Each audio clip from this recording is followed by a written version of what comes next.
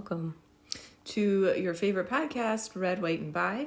I'm Hannah. And I'm Ash. And I don't even know what number we're on. I think we're getting to the point where it doesn't matter so much, but I'm going to guess like 28. I think because we made a lot of dead celebrity 27 jokes last time, didn't we? That's right. All right. 28. And what day is it, Ash?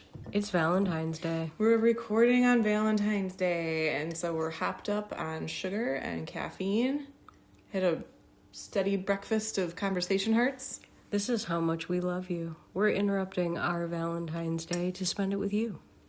And Ash, I gotta say, you're like adorable about Valentine's Day. Like, you care about it more than anyone I've ever met, and it's really sweet and endearing, and you spoiled me, so thank you for all the cute little presents and thoughtful things you did. She spoiled me too, guys. She got me Dead Calm, and I love that movie so much, and she knows that I'm a dank person, so she also got me Requiem for a Dream, and Darren Aronofsky is my favorite director, and I'm really excited about that, with chocolate and perfume and a Nathaniel Hawthorne book. Covering all my bases. Yeah, I'm excited. She's very sweet to me too, and don't let her fool you. I would list everything that Ash got me this morning, but I don't think we have that kind of time on this show. we run a pretty tight ship. Yeah. So let's talk about something, in a way, Valentine's Day related. Bill Maher is giving a bit of tough love to young men, but he's also very honest in this clip that we're about to show. And I feel like some people might think the things that he's saying are mean. Some people may think the things that he was saying are mean, but I think generally he's trying to And be finally, helpful. new rule, So this without Valentine's further ado, Day, men have to here's give Bill women Maher. what they really want, to grow up and start being men again.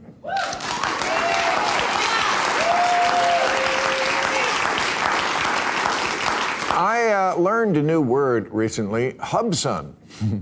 Hubson, like husband, but it's the son. It's grown men who freed themselves from the shackles of wage slavery to live at home rent-free with the parents or just mom. They're also called kept sons. They live with mom and do all the jobs dad used to do, fix. Problem is, they're living in a world full of guys who are afraid to even make eye contact without an NDA. Because in America, the pendulum never stops in the middle. The younger generation of men caught the backlash from 5 million years of human history. And I feel for you guys. You were born in a society that said just being male was toxic. And in a world where everything you said was mansplaining and everything you did was an eye roll and merely approaching a woman could get you canceled, it got very easy for men to just give up.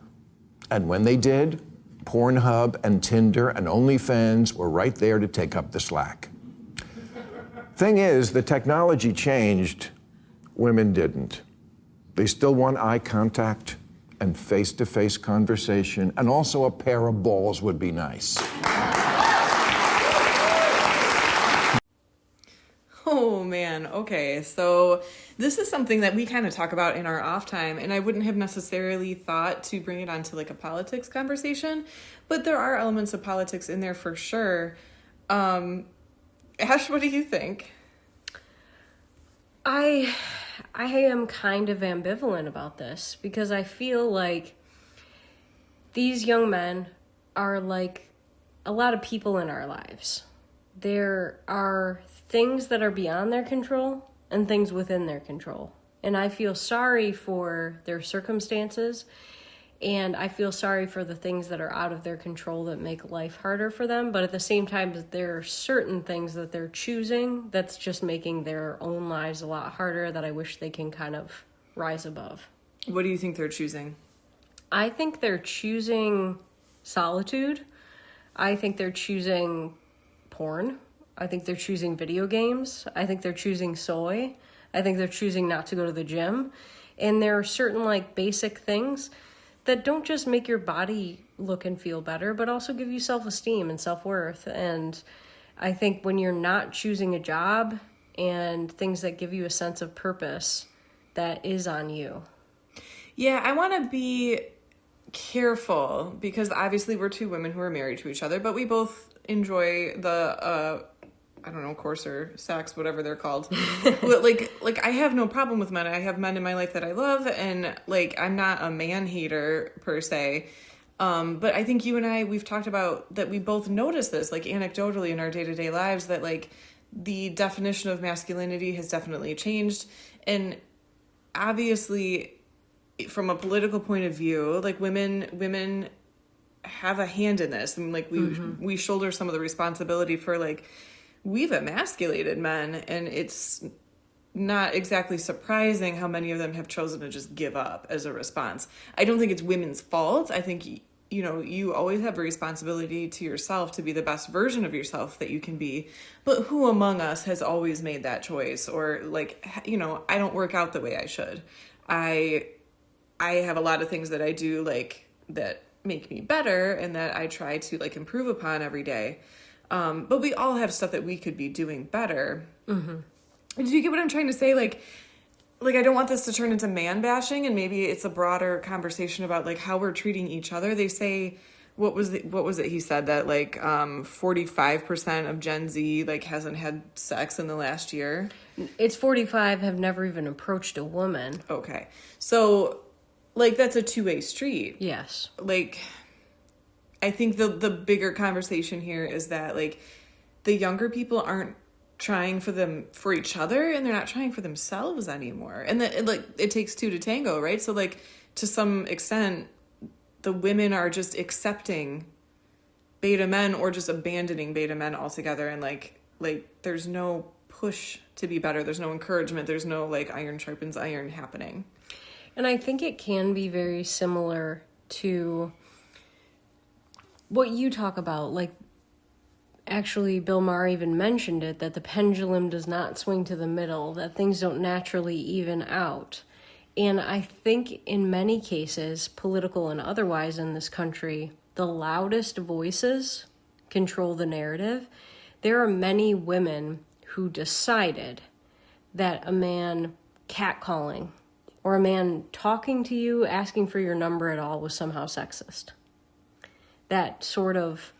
for the record, I think catcalling is sexist. But yeah, like somebody isn't even allowed to like have a conversation with you anymore. But I'm as close to being gay as I believe the Kinsey scale allows, because I still like the look of men, but I don't really believe in like that solidified 100% homo gay. So I'm a 5, and I like the look of Tom Hardy and John Bernthal, just like hyper masculine men. Mm-hmm. Like they are attractive to me. All that said, the only thing more offensive to me than getting catcalled is not getting catcalled. Did I not do my hair right today? Too much product? Come on, like tell me I'm pretty. Yeah, and I think we used to say this in the beginning. This is not a gender podcast. Like we're not here to talk about like sex in America or whatever. But yeah, that's like a fine line. I think most women, I can't speak for everybody, but I think that's a huge thing for women is there's like that dichotomy with like the catcalling and the excessive attention. Like you want the right to be able to turn it down. Like you don't want to feel harassed, yeah. But it's like there is some elements of like animalistic, brainstem, evolutionary, like a push and pull going on. Yes, you need to take a no. But you also need to be assertive enough to approach. You need to try. And I think like people being so afraid to try makes the no so devastating. And then no one tries. And then everyone's offended. And everyone is just having an easier time avoiding each other. Yeah. And let's be honest, if you don't have like that sort of like tension to try for, you let yourself down too. Like it's the natural like sequel to not trying to impress anybody is you don't even care about impressing yourself. Hannah and I are married today because I used a cheesy pickup line on her. We would have had... It's not the only reason, but it was a good start. Yeah, we wouldn't have had a start, though, if neither of us could have initiated.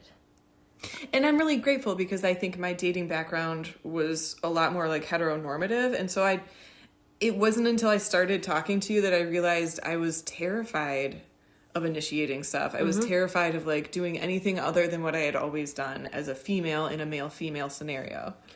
But like I had to start the initial conversation, and kind of ask you out in that way, or we wouldn't have gotten anywhere, because women do not like not being approached. And I tended, even when I was talking to men on dating sites, I would initiate. But part of it is because they don't anymore. And that's not something that I found attractive. I just thought, like, I have to talk to this person and ask them on a date or we won't date. But most women, I would say, will not put up with that. And listen, I'm sure for every person who feels like we do about it, you're going to find somebody out there who's like, oh, I love being in control and I'm in charge of my sexuality, and like they're hyper dominant females. I don't want to touch that conversation with a 10-foot pole because I have a lot of opinions. Yeah. But I think it's fair to say that approaching somewhere in the neighborhood of 50% of the women don't feel that way. Yeah, and I would say it's probably more than 50% that don't feel that way. But for the ones who do feel that way, I'm just going to say this one kind of vague comment for the guys. I think that if this woman approaches you, you're going to have a bad time. So maybe you should pick the one you want who is nice to you and ask her if she'd like to go out. Don't ask her for a date. Don't ask her for coffee. Ask her to dinner. Just do it. Because you're going to be in that rare percentage now who even has the balls to ask. And I'll once again bring it to the middle because I feel like that's my rule here. Like, I think a date is fine. I think coffee is fine. But do something. Do something. Don't just like hunker down with your Doritos and your video games and your porn. Like, the reason I say try. a date is not fine is you might get friend zoned. But if you do the date. But I don't believe in friend zoning, because if you were going to get friend zoned, you were always going to get friend zoned. But it's not because you asked her to coffee. But just do something to differentiate yourself. So if you do the date, ask her to dinner after. Yeah. You got to do something to let her know it's a date. And paying for coffee, just coffee, is not enough.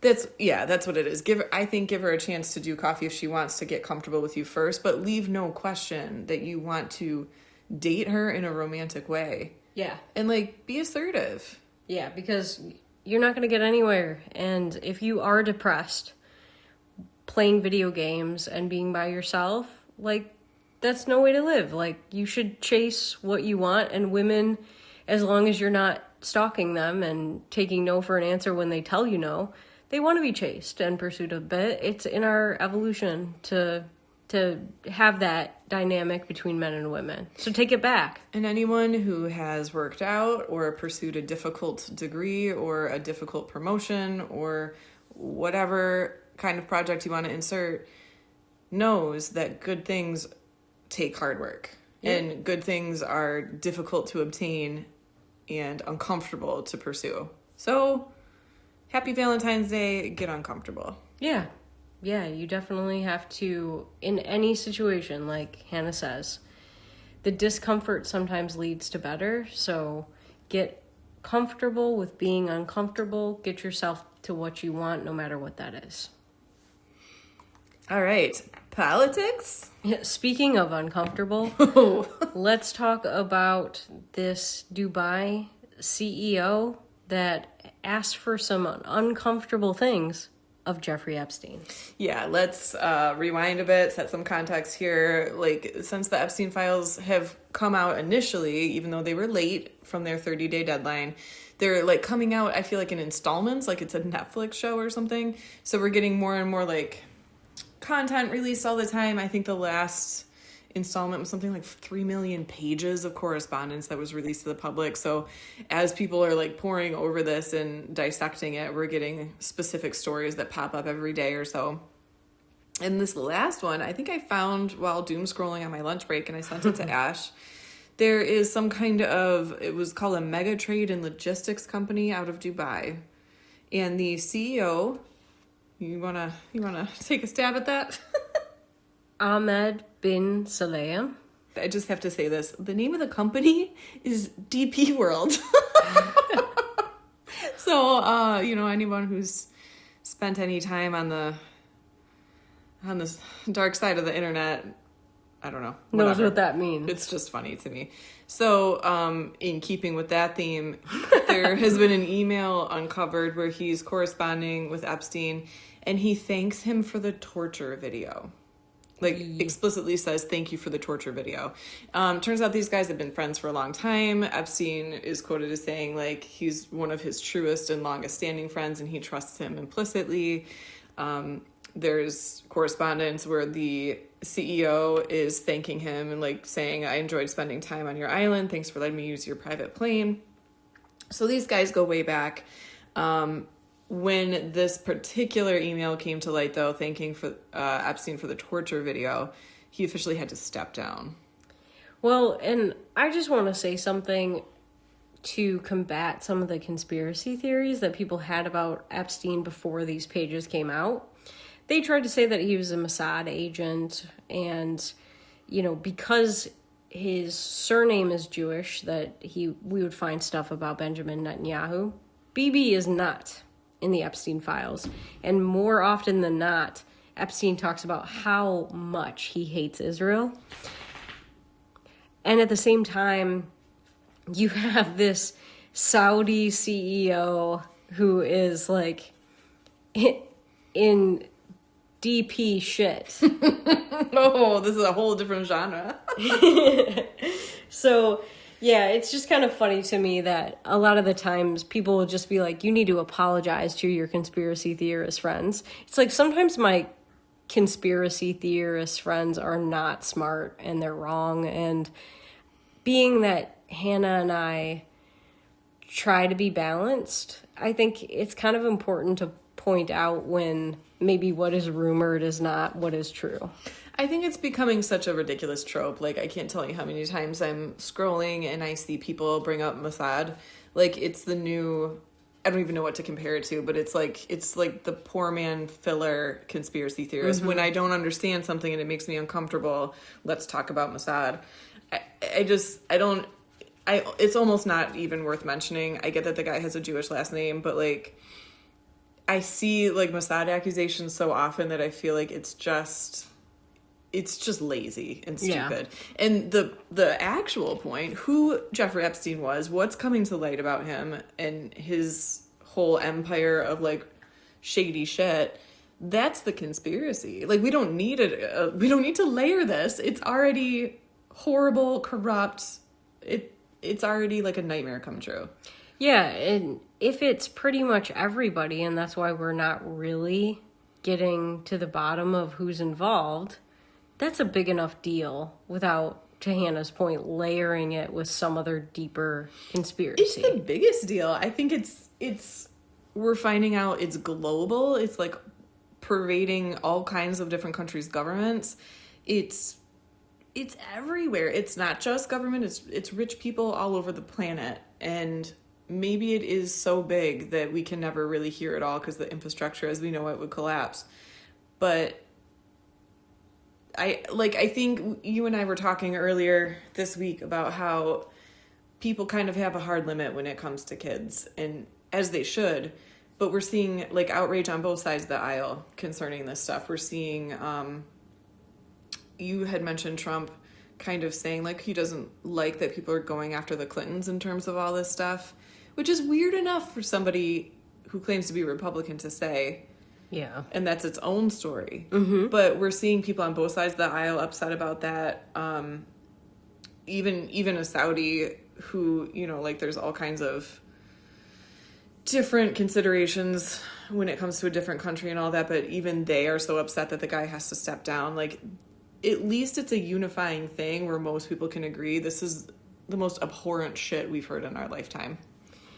Yeah, what is also interesting is the relationship between Jeffrey Epstein and Steve Bannon, who has been pretty close to Trump.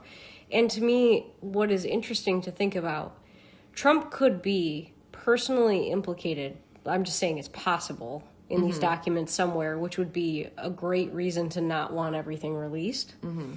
But it could be that someone who worked on your first campaign, who's been very close to you, although he is a self-described Leninist, might be the reason why you don't want this stuff to come out. The guy ran PR for Epstein, and somebody I know who perhaps is a listener to this podcast brought up to me who has replaced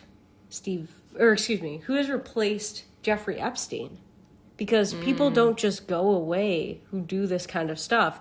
There was such a demand for it, and it happened over decades. So who replaced him? Oprah. And my thought is, what if it is somebody like Oprah? What if it's Steve Bannon? So I think, like, if Trump has kept this guy close enough, even if he's not as close as he used to be, even if you had a former relationship with this person and he became the new Jeffrey Epstein, you don't want this stuff to come out. Yeah. Full stop. It's a good point, and one I hadn't even considered. You're right, like, there was a huge demand for this, and as far as we know, he was the biggest, most accessible source for these people to, you know, indulge in this horrible lifestyle. These are the uber rich, the uber spoiled, the uber entitled. So if their source for these things gets taken away, it will get replaced. It's just a matter of, like, what does that look like and who is it? And especially when we look at government, I thought it was funny that whether it's Milton Friedman or Thomas Sowell, they would point out that it was almost impossible to replace a government program once it's put in place. And it's like, a lot of them are government people. You think that they have this program that helps them get all of their terrible taboo kinks out, and it's just replaced with nothing? Yeah. I find that hard to believe. I think they probably replaced the garbage fire that was Jeffrey Epstein with a garbage fire again real quick. Yeah, if there was any lapse in between at all. Like, it might have been overlapping even. Who knows?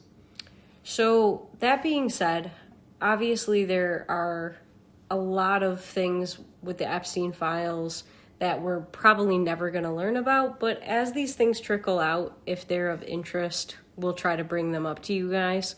But speaking of maybe needing a break from that, because it has been this sort of slow, consistent trickle over the past few weeks, let's take a look at the results of the poll that we asked you guys about last week. Right. So some background information on that. It was a conversation that I had come across on social media about this argument between commenters. Like, does politics belong in every single area of your life, in every single conversation? Is it something that can even be removed from some areas of life? Or is every single thing that we do and say and are involved with political? And how should we handle that? Like, can we close it in and pen it up and only allow it into certain areas of our life? Or is it everywhere? So the results of the poll were unanimous. And everyone said you kind of need a break from politics if you're actually going to enjoy other things in your life. That not everything should be political. That occasionally you just need a little buffer and you need to take a step back. And I think that's definitely a fair assessment. I'm a very politically obsessed person, but to be honest, this whole halftime show controversy, it just annoyed me. The halftime of the Super Bowl? Yeah, halftime of the Super Bowl versus the Turning Point USA halftime show. That was so stupid. It really bothered me because I'm like, I am not a really super lame, weak man, so I don't give a shit about a halftime show. I actually enjoy football. So I kind of miss that we don't just care more about the game than we do about all of this stupid bullshit. I think part of what's ruining sports is that it's being politicized. And, hey, like, maybe there's a place for bread in circuses. I think... in what I'm about to say feels familiar, so maybe I just said this, but like, you need your escape, you need your vice of choice. I think, my opinion, is that you need to be able to put this stuff down or you'll go insane. And I think we're seeing the consequences of that all around us with people who don't put it down. But yeah, to some degree, bread and circuses is like therapeutic and you need it. obviously the term arises from the government trying to distract you from what's actually happening, and it can be used in a manipulative way. But to some degree, we need to provide our own bread and circuses to ourselves. We need to allow ourselves to put things down and take a break. Yeah. I think it's possible that the Epstein files are the bread and circuses, that they're never going to show us what is really at the heart of all of that. So it's just a distraction from things like Trump not keeping his promises to the people in Iran and encouraging them to keep protesting, and now they're dying by the thousands. People died in 2 weeks at like half of what the people in Gaza died, like half that rate in 2 years. And they're just not going to do anything about it. But it's like, look, we released this shiny object about a Dubai CEO. Things are really coming out. Well, it's like, that guy's not an American politician. It doesn't affect our lives at all. Thanks for showing us that. Not even a politician. I think, like, getting back to the subject, I think I understand what people say when, like, leftists are all, like, angry and up in arms and saying, like, every single thing we do is political. I understand what they're getting at, right? Mm-hmm. Like, the fact that I can use my credit card and have a mortgage and be married to you and work in STEM and all this stuff, like, that's something that, you know, maybe 100 years ago, people in my family could not have even considered doing. Right. So, like, I get that. I get that everything I enjoy on my day-to-day basis is a right that's given to me by a political structure. I understand that. But I don't think that's what they're talking about, though. I don't think it's like you have to be turned on and angry and, like, picking a fight 24/7. Yeah, I told Hannah this story recently, but I had a Weezer shirt at one point, and I had a Facebook friend go after me for liking Weezer because she was a feminist, and she said, you know, like, I can't believe you'd wear that Weezer shirt. And I was like, what's wrong with Weezer? And she goes, they're totally sexist. And I was like, what makes them sexist? And she goes, Pinkerton. And I was like, what about Pinkerton? The album. And she couldn't answer the question because she probably read somewhere that Pinkerton was sexist, didn't know anything about it or the songs, but that was enough for her to pick a fight with me. And it's like, can you enjoy anything anymore? And to take it even a step further, I was talking with a friend the other day about how I still feel like I am allowed to enjoy dancing to a Michael Jackson song at a wedding or an R. Kelly song. If we want to see like a Roman Polanski or a if we want to see a Roman Polanski or a Woody Allen movie and our money isn't like being exchanged in order to see it, like we're able to see it, like a friend has it or something like that, I'm okay with that. Like, I can separate art from the artist.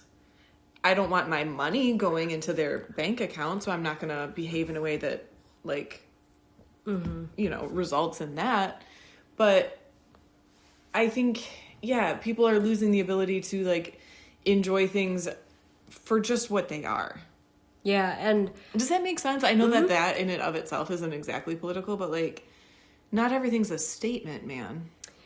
And just because I just, you know, preached about being balanced, I have to say that Woody Allen is in the Epstein files. No shit. And that it's hilarious to me that they're asking about restrictions in food, and he will, you know, marry his stepdaughter and possibly fuck children, but allegedly he keeps kosher, so it's okay. Oh, the rules we choose to care about. Yeah. And to me, he just strikes me as a guy who would say he keeps kosher just to act like it's like important and impressive in that moment, but he probably doesn't. Not on a normal basis. So I guess we're presenting this as a pretty one-sided... I tried to pull in the other side here a little bit, but like, I don't get people who think that it needs to be an argument 24/7. Like, I knew somebody who, to me at least, coined the phrase like recreational outrage. Yeah. Like, you've made it your personality to be angry and political all the time. The original reason we talked about this at all was because it was a TV show page that I was on, and people were arguing that it's a comedy show and sometimes they made political jokes like here and there, but it was never like the focus of a sketch or anything. People were arguing that, oh, even the show creators were political and everything we do is political, and it's like sometimes a comedy is just a comedy. Yeah, and I would argue, too, that the reason the people who just want to enjoy things sometimes are right and the people saying, like, everything has to be political are wrong is the person who scolded me about Pinkerton is now what they call a political lesbian. I am fairly certain that this girl was on at least the lower side of the Kinsey scale, liked men a lot more than women, and now she will exclusively date women as a matter of politics. She sounds fun. And to me, it's like, if that's the choice you're making, it is your choice. But boy, howdy, are you maybe setting yourself up for being angry and unfulfilled always. Well, and that kind of brings us back to our original, like, when we were talking about the Bill Maher video, like, that kind of vitriol and anger and, like, punishment of men because you don't like laws that somebody who doesn't give two shits about you made. Yeah. It's no wonder that men don't want to try for you. Yeah, like, how many of these men are even voting? They're probably just living their lives. I think it would require a driver's license to vote. Oh, hey, that's a good segue. This is something else we wanted to talk about. I feel like we're moving through subjects kind of fast, but are you cool with moving on? Yeah, absolutely. And plus, we can have a short episode every once in a while. We don't need to keep you guys around for an hour all the time. So, speaking of all that, the Save America Act is making its way through Congress right now. It passed the House, is that correct? And it's on its way to the Senate. I have no idea what takes it so long. I don't know what Congress is doing. I don't know why they're sucking up our money and just, like, taking 2 months to do this. But let's talk about the Save America Act.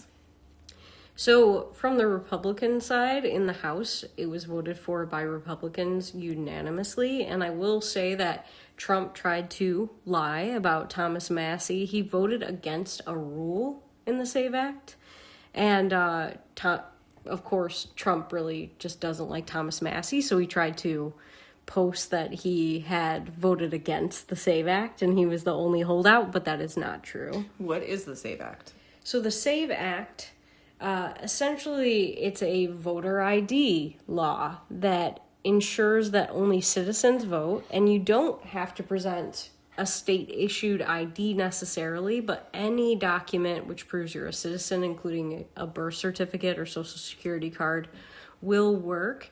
You can show up and your name matches the registry. You have that card, you have that birth certificate, or you have that state-issued ID, and basically you're ensuring that you're the citizen that's there to vote that day.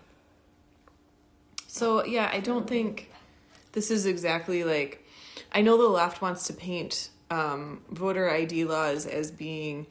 they want to compare it to Jim Crow, is what they want to do. That you have to pass some kind of elaborate IQ or reading test in order to vote, which we would know would be unfair. You don't need to be literate to vote, although it probably helps.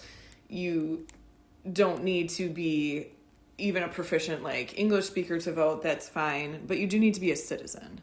Right. And I think it is so wild that they boil it down to this, like, totally inaccurate comparison that somehow proving that you were exercising your constitutional rights, that you are owed constitutional rights because of your citizenship, that's somehow like a hardship, or that it's an impossible hurdle for people to cross. Yeah, and actually it's kind of insulting to most people.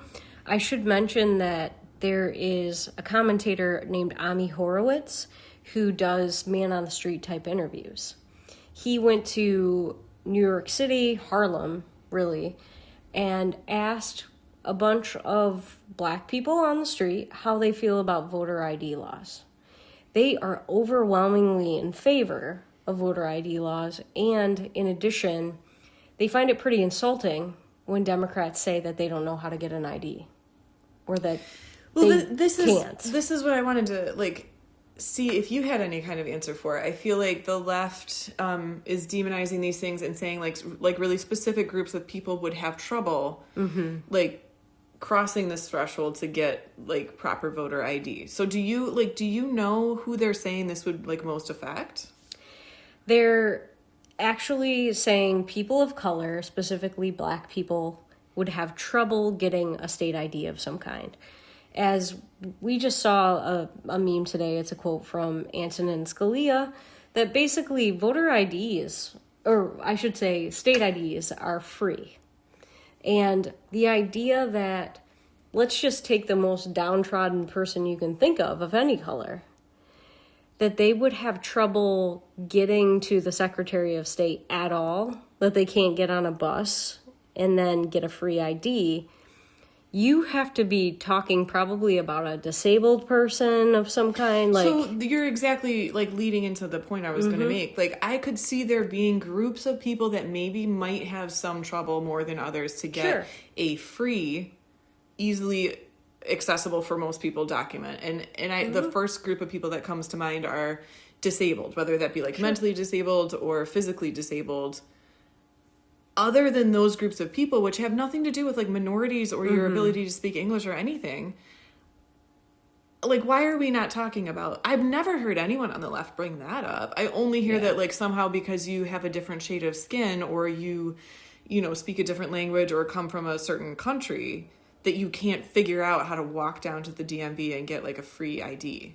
yeah, and I'm just gonna play devil's advocate for a second.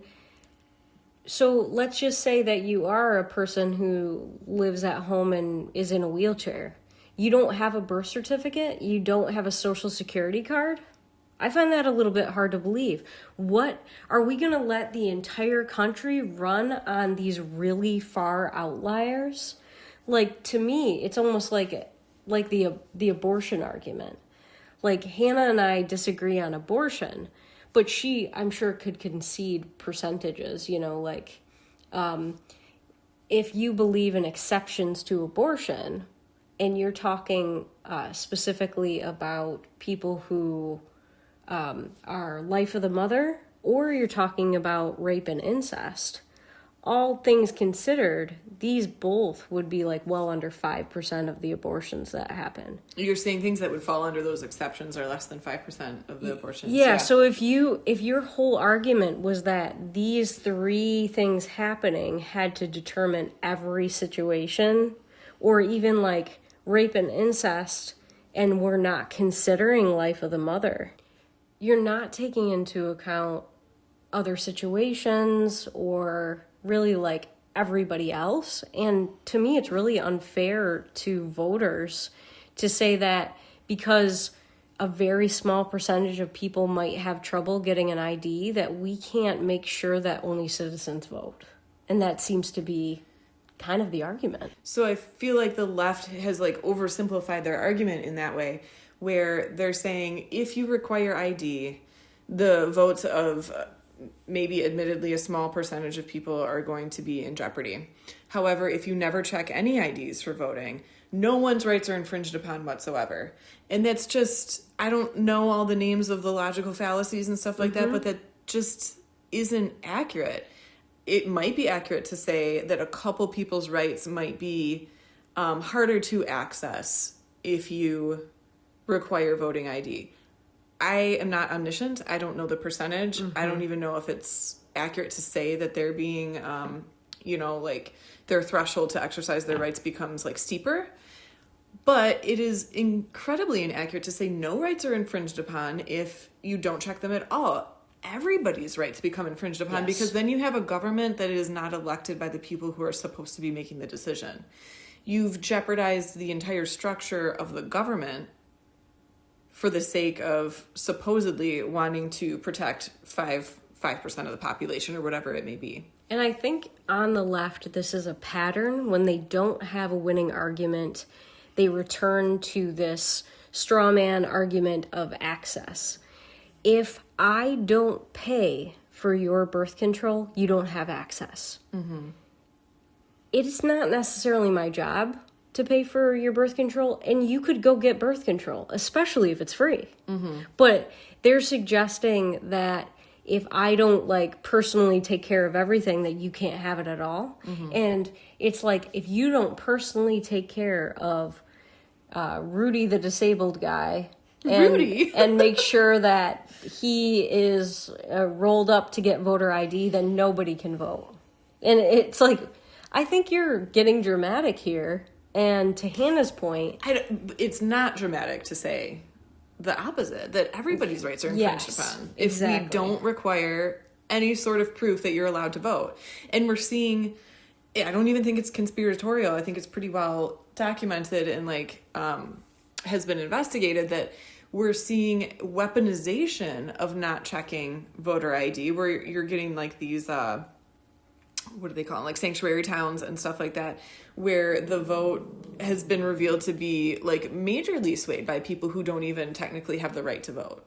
Yes. Or they're like bringing in a huge influx of a population into certain areas where they want to change like the gerrymandering or whatever. So we are seeing evidence of that actually happening, and those are rights that are being violated.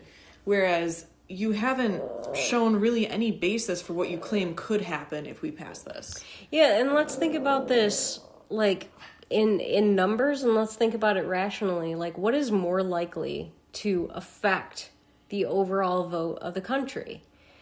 Whatever percentage of people physically could not get some sort of identification that would help them vote and then get down to the voting booth.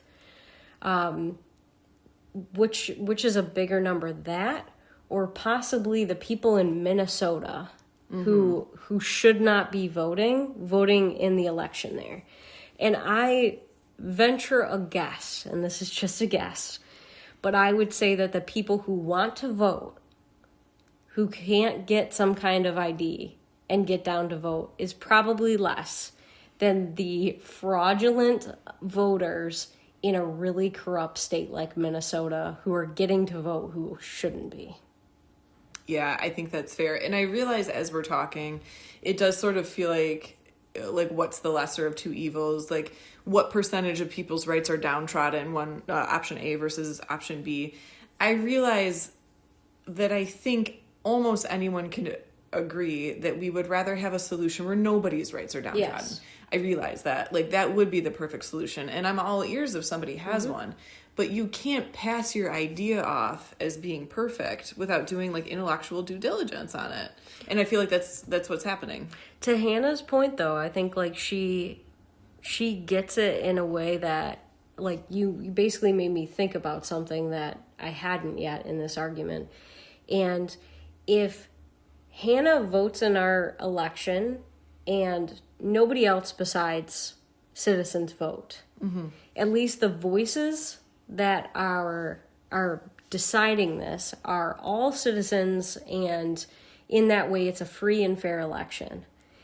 And the idea that one person who couldn't get down there couldn't vote probably doesn't sway her county, probably doesn't sway the election, but it also doesn't infringe upon her. But if non-citizens are voting and they technically and legally do not have a right to vote, and that could sway the election, her right and her decision is infringed upon. And either way, she's having difficulty voting, right? Yeah, so it's just like, it's not cut and dry. And yes, it's hard in this situation to ensure 100% fairness no matter what. But people who are not Americans and who may have some nasty opinions about America, like some of the foreign-born Somali immigrants in America are preaching about taking us over, that's the goal. These are not people who have America's best interests at heart. They have their own, and they're different from American interests. And if they control the vote, that's not fair to any American. So I personally hope that the SAVE Act passes in the Senate, and I'm glad let's give a shout out to Henry Cuellar, who's the one Democrat, and he's from Texas, who voted to pass it. Yeah, that's pretty brave to stand alone like that against your entire party. Bravo, Mr. Cooler.